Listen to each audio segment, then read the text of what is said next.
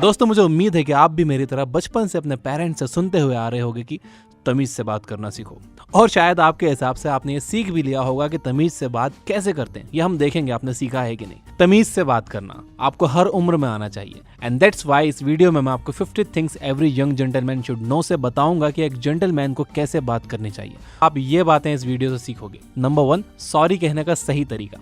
Number 2, अगर कोई आपसे सॉरी कह रहा है, आपसे माफी मांग रहा है, तो उसकी माफी आपको कैसे एक्सेप्ट करनी चाहिए।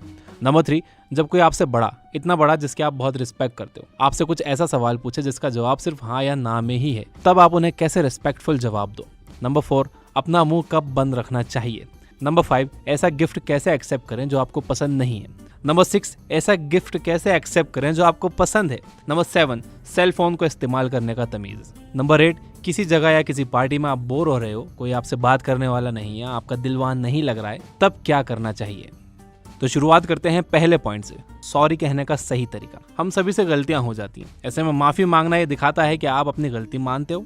एक जेंटलमैन हमेशा कम से कम गलती करने की कोशिश करता है, साथ ही वो एक गलती को 2 बार कभी नहीं दोहराता। उससे गलती हो भी जाती है तो वो माफी मांग लेता है, सॉरी बोल देता है। लेकिन सॉरी बोलने का सही तरीका क्या है?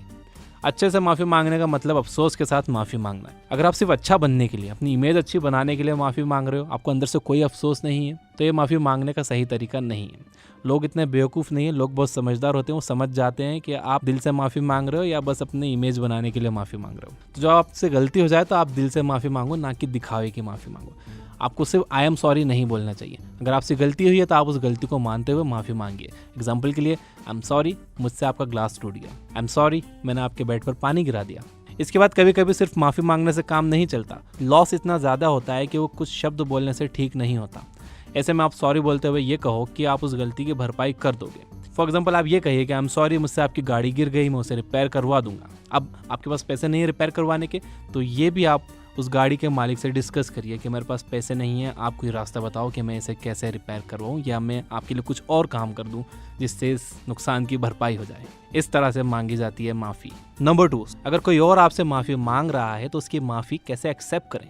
कई बार ऐसा होगा कि लोग आपसे सॉरी बोलेंगे, ऐसे में आपको उन्हें माफ़ करना आना चाहिए। ऐसा हालात में आपको सही शब्दों का इस्तेमाल करना आना चाहिए। मान लीजिए कि आपने अपने एक दोस्त को अपनी एक बुक पढ़ने के लिए दी, लेकिन उसके कुत्ते ने आपकी वो बुक काट दी। ऐसे में आपका दोस्त आपसे सॉरी कहने के लिए आएगा और आपको कहना है कोई बात नहीं, इट्स ओके। इसके बाद आपको ये नहीं कहना है कि कोई बात नहीं, लेकिन अगली बार से ऐसा ख्याल रखना, अगली बार से कुत्ते को संभाल लेना, अब अगली बार ऐसा नहीं होना चाहिए। ऐसा कहने से आप ये दिखाते हो कि आपने अभी भी उसे माफ़ नहीं किया है। अगर आपसे कोई गलती हुई होती तो आपको अपने आप बुरा लगता, उसी तरह से आपके दोस्त को भी बुरा लग रहा है, इसीलिए उससे कहो कि कोई बात नहीं। इसके बाद कुछ इस तरह से उस बात को भुला दो जैसे वो कभी हुई ही नहीं थी। साथ ही अपने दोस्तों को उनकी गलती बार बार याद मत दिलाओ। इससे आप ये दिखाते हो कि आपने उन्हें अभी तक माफ़ नहीं किया। किसी को माफ़ करने का मतलब उसकी गलती को भुला देना ही होता है। लेकिन अगर आपका दोस्त बार बार आपकी दी हुई चीज़ को ख़राब करके आपको लौटाता है, तब भी आपको उसे माफ़ तो करना ही होगा, लेकिन फिर उससे अपनी कोई चीज़ मत दो। अब थोड़ी अकल भी तो लगाओ। कुछ लोग हमेशा आपका फ़ायदा उठाने के बारे में सोचते हैं, इसीलिए ये ध्यान में रखिए कि लोग आपकी अच्छाई का फ़ायदा ना उठाएं। उन्हें हर बार मौका मत दो। नंबर 3, सेइंग सर और मैम। इंडिया के लोग अपने से बड़े को भाई, आंटी या अंकल कहकर बुलाते हैं। वो अपने स्कूल या कॉलेज के टीचर्स को सर या मैम कहकर बुलाते हैं। लेकिन अमेरिका में ऐसा नहीं होता। वहाँ के बच्चे अपने दोस्त के पेरेंट्स को अंकल या आंटी नहीं बोलते, वो उन्हें मिस्टर कहकर बुलाते हैं। ऐसे ही वो अपने टीचर्स को भी मिस्टर या मिस कहकर या मिसेज कहकर बुलाते हैं। इसी तरह से दुनिया के अलग अलग पार्ट्स में लोग अलग अलग रिवाजों को फॉलो करते हैं। इसमें सही या गलत नहीं होता, ये बस सिर्फ अलग अलग रिवाज है। ऐसे में ये कम ज़रूरी होता है कि आप क्या बोल रहे हो, बल्कि ये ज़्यादा ज़रूरी होता है कि आप कैसे बोल रहे हो। इसीलिए हमेशा कुछ इस तरह से बोलो कि ये लगे कि आप सामने वाले की इज्जत कर रहे हो। इसके लिए आप चाहो तो सर या मैम का इस्तेमाल कर सकते हो, लेकिन ये ज़रूरी नहीं है। जिस तरह से आप लोगों को इज्जत देते हो, उसी तरह से हर जगह हर किसी को इज्जत दी जाती हो। अलग अलग जगह पर अलग अलग रिवाज होते हैं, जैसे कि मैंने पहले बताया, और लोगों के अलग अलग तरीके होते हैं। इसीलिए किसी को नीचा मत दिखाओ अगर वो आपके यहाँ के तरीकों को नहीं समझ रहा है। हर किसी को इज्जत देना सीखो। लोग गलत नहीं होते, सिर्फ अलग होते हैं। अगर आपसे कोई बड़ा जिसकी आप बहुत रिस्पेक्ट करते हो कोई ऐसा सवाल पूछ रहा है जिसका जवाब सिर्फ हाँ या ना में है, तो आप सिर्फ हाँ या ना मत कहो। आप कह सकते हो यस थैंक यू, या फिर यस सर, यस मैम, या फिर आप किसी भी तरह से सामने वालों को इज्जत दे सकते हो। अगर आप किसी और के घर में गए और आपको पता नहीं है कि उनके वहाँ के रिवाज क्या हैं, तो आप उनसे पूछ लो, सिंपल, ताकि उन्हें आपकी किसी बात का बुरा ना लगे। नंबर 4 है ये जानना कि अपना मुंह बंद कब रखें। कभी कभी चुप रहना ज़्यादा अच्छा होता है। किसी दूसरे के मामले में बोलना हर वक्त अच्छी बात नहीं होती। इसलिए एक जेंटलमैन को यह पता होता है कि कब उसे चुप रहना चाहिए। अगर आप किसी आदमी की पर्सनल बात को दूसरे को बताते हो तो ये दिखाता है कि आप भरोसे के लायक बिल्कुल नहीं हो। लेकिन अगर आप ये जानते हो कि कोई आदमी गलत काम कर रहा है, वो किसी के पैसे चोरी कर रहा है या फिर ड्रग्स ले रहा है, तो ऐसे में राज को राज मत रखो। अगर कोई इंसान गलत काम कर रहा है तो इस बात को सिर्फ उन लोगों को बताओ जो इस काम को रोक सकते हो। अगर आप एक बच्चे को गलत काम करते हुए देख रहे हो तो आप उसके पेरेंट्स को बताओ। अगर किसी बड़े आदमी को गलत काम करते हुए देख रहे हो तो आप पुलिस को बताओ। फालतू की अफवाह कभी मत फैलाओ। किसी की भी गलत बात को किसी ऐसे इंसान को मत बताओ जो उसे जानकर कुछ नहीं कर सकता। बहुत से लोग सिर्फ मजा लेने के लिए किसी की गलतियों को ढूंढते हैं, सुनते हैं, बताते हैं। ऐसा करना अच्छी बात नहीं है। अगर आप किसी एक पार्टी में हो और आपको लग रहा है कि आपके एक दूसरे फ्रेंड को इन्विटेशन नहीं दिया गया है तो आप उस फ्रेंड को मत बताओ। ऐसा करने से उस फ्रेंड को बुरा लग सकता है। ऐसे ही बहुत सारे हालात में आपके कुछ बोलने से सामने वाले को बुरा लग सकता है। इसलिए आप बोलने से पहले 2 बार सोचो कि आपको उस हालात में बोलना चाहिए या नहीं। नंबर 5, ऐसे गिफ्ट कैसे एक्सेप्ट करें जो आपको पसंद नहीं है। बहुत बार आपको कुछ ऐसे गिफ्ट मिलेंगे जो आपको बिल्कुल अच्छे नहीं लगेंगे। शायद कोई आपके बर्थडे के दिन आपके लिए एक हिस्ट्री की बुक ले आए या फिर आपके लिए एक ऐसा वीडियो गेम ले आए जो आपके पास पहले से हो। ऐसे में बहुत से लोग कुछ इस तरह से रिएक्ट करते हैं, क्या सोचकर तुमने मेरे लिए हिस्ट्री की बुक खरीदी? हाँ। या फिर वो कहते हैं, अरे ये तो मेरे पास पहले से था। लेकिन ऐसा करके आप सामने वालों को एक तरह से ये बता रहे हो कि उनकी मेहनत बेकार गई। इसलिए जब कोई आपको कुछ ऐसा गिफ्ट दे जो आपको पसंद नहीं है तो आप सिर्फ एक थैंक यू बोल दो। सामने वाले को ये बताओ कि आपको अच्छा लगा कि उसने अपना समय निकाल कर आपके लिए कुछ लिया, अपने पैसे खर्च किए आपको देने के लिए। इससे फ़र्क नहीं पड़ता कि आपको गिफ्ट में क्या मिला है। फ़र्क इससे पड़ता है कि आपको जो भी मिला है उसे किसने दिया है और क्या सोच कर दिया है। लोगों के इमोशंस को समझिए। वो गिफ्ट एक इमोशन है। इसके बाद किसी भी गिफ्ट को उसकी कीमत से मत देखो। ये ज़रूरी नहीं है कि किसी गिफ्ट के वैल्यूएबल होने के लिए उसकी कीमत को ज़्यादा होना चाहिए। साथ ही अगर कोई आपको गिफ्ट दे रहा है तो उससे ये मत कहो, अरे शर्मा जी इसकी क्या ज़रूरत थी, बल्कि उससे थैंक यू कहकर एक्सेप्ट कर लो। यही है एक जेंटलमैन की क्वालिटी। नंबर 6 है, ऐसे गिफ्ट कैसे एक्सेप्ट करें जो आपको पसंद है। तो अगर आपकी किस्मत अच्छी हुई तो आपको कुछ ऐसे लोग भी मिल जाएंगे जो आपको वो गिफ्ट ला कर देंगे जो आपको सच में पसंद आएगा। हो सकता है कि वो आदमी सच में आपकी पसंद और नापसंद को समझता हो और उसका गिफ्ट देखकर आपका दिल खुश हो गया हो। ऐसे में आप जैसे ही उसका गिफ्ट देखो उसे थैंक यू कहो। लेकिन अगर साथ में किसी दूसरे ने भी आपको गिफ्ट दिया है तो एक गिफ्ट को दूसरे गिफ्ट से कंपेयर मत करो। एग्जाम्पल के लिए, अगर आपको किसी ने कोई गिफ्ट दिया और आपको वो बहुत पसंद आया तो उस आदमी से बढ़ चढ़कर उस गिफ्ट की तारीफ मत करो, क्योंकि अगर आपको दूसरों ने भी गिफ्ट दे रखा है तो इससे उन्हें तकलीफ हो सकती है। आप बाद में उस खास आदमी को एक थैंक यू नोट लिखकर ये बता सकते हो कि आपको गिफ्ट कितना पसंद आया। थैंक यू नोट एक तरह से एक प्राइवेट कन्वर्सेशन है जिसमें आप उसे ये खुलकर बता सकते हो कि आपको क्यों उनका गिफ्ट सबसे खास लगा। और थैंक यू नोट्स लिखना भी एक जेंटलमैन की क्वालिटी है। ये भी तमीज से बात करने का एक हिस्सा है। एक बात और, अगर आपको अपने बर्थडे पर वो गिफ्ट ना मिले जो आप चाहते थे तो आप लोगों से जाकर ये मत कहो कि मुझे अपनी पसंद के गिफ्ट मिले ही नहीं। और अगर आपको बहुत महंगे गिफ्ट भी मिले हैं तो भी लोगों के सामने उसकी बात मत करो। इन दोनों बातों से लगता है कि या तो आप लालची हो या फिर आप घमंडी हो। नंबर 7, मोबाइल फ़ोन यूज़ करने का तमीज़। आज के वक्त में फ़ोन का क्रेज़ हर किसी को है, लेकिन इसके इस्तेमाल से बहुत से लोगों को परेशानी होती है।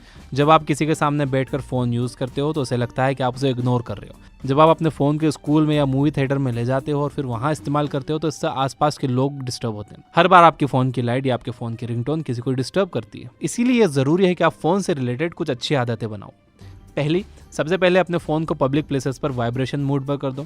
अगर आप थिएटर में हो, क्लास में हो, सेमिनार में हो, रेस्टोरेंट में हो या कुछ दोस्तों के साथ या फिर अपनी फैमिली के साथ हो तो अपने फ़ोन को बिल्कुल यूज़ मत करो।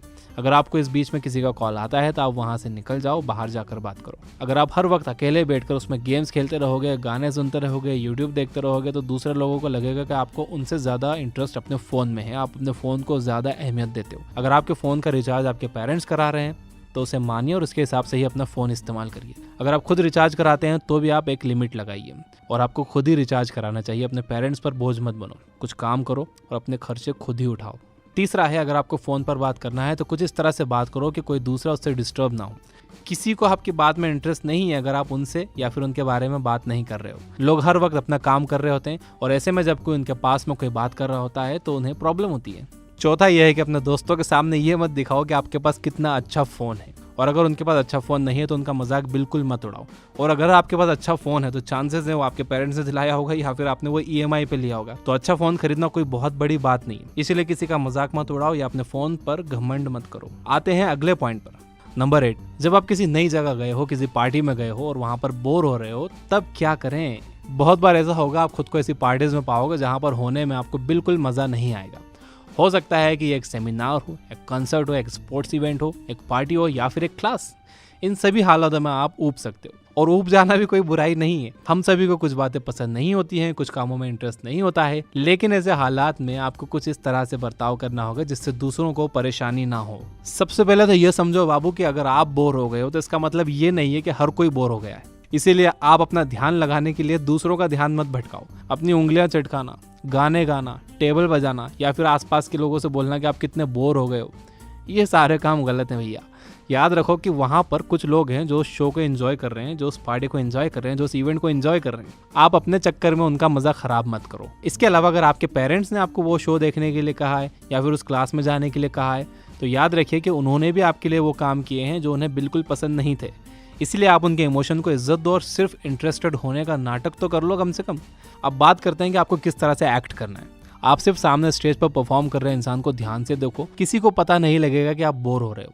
आप भले ही अपने मन में कुछ और बातें सोचो, लेकिन सामने देखते रहने की कोशिश करो। और अपना टाइम काटने के लिए आप च्युइंगम मत चबाओ, ना ही अपने फोन में गाने सुनो। जब आप कुछ इस तरह की हरकतें करते हो तो सामने वाले को लगता है कि आप बोर हो रहे हो, तो वह आपको समझने लगता है कि आप में बचपना भरा पड़ा है, और यह एक जेंटलमैन की निशानी नहीं है। तो दोस्त, ये थी वो कुल मिला के 9 बातें जिनकी मदद से आप तमीज से बात करना सीख सकते हो, तमीज से रहना सीख सकते हो। अगर आप सीखना चाहो तो, मैं तो फोर्स नहीं करूंगा, कोई भी आपको फोर्स नहीं कर सकता, आपकी मर्जी है। और देखो, आप जितना ज़्यादा अपने माइंड को अच्छी बातों से भरोगे, आप भी उतने अच्छे इंसान बनोगे, उसे अगर अप्लाई करोगे तो अगर आप फेमस बुक से अच्छी बातें पढ़ना और सुनना चाहते हो तो आप डाउनलोड करो ये बुक ऐप, जहाँ पर हमने अपलोड कर रखी है सैकड़ों बुक्स की समरीज हिंदी में, ऑडियो और टेक्स्ट फॉर्म में, जिस पर हम डेली एक बुक समरी फ्री में देते हैं और हर महीने 15 से 20 न्यू समरीज ऐड करते हैं। और अगर आप एक प्रीमियम मेंबर बनते हो, जो कि सिर्फ 999 रुपए 1 साल के लिए देकर बना जा सकता है, तो आप ना सिर्फ वो डेली एक जो समरी फ्री में मिल रही वो, उसके अलावा आप ऐप पर जितनी भी समरीज हैं आप पढ़ सकते हो, सुन सकते हो, ऑफलाइन डाउनलोड कर सकते हो। अब मैं आपको इस वीडियो को एक बार समराइज कर देता हूँ, लेकिन उससे पहले आप ये वीडियो लाइक करके मुझे बताओ कि इसमें बताई गई बातें आपको पसंद आई हैं। ठीक है, लाइक करो। तो चलिए समराइज करते हैं। नंबर 1, सॉरी कहने का सही तरीका। सिर्फ सॉरी मत कहो, बल्कि उसके साथ आपने जो हरकत की है वो भी अटैच कर दो। आई एम सॉरी, मुझसे आपका ग्लास टूट गया। आई एम सॉरी, मुझसे ये हो गया, मुझसे वो हो गया। ठीक है। नंबर 2 है, जब कोई आपसे सॉरी कहे तो उसके सॉरी एक्सेप्ट कर लो। क्या कहकर? इट्स ओके, चलता है, ऐसा क्या एक्सेप्ट कर लो। उसे ये मत कहो कि इट्स ओके, ध्यान रखना था, इट्स ओके, ऐसा नहीं होने देना था।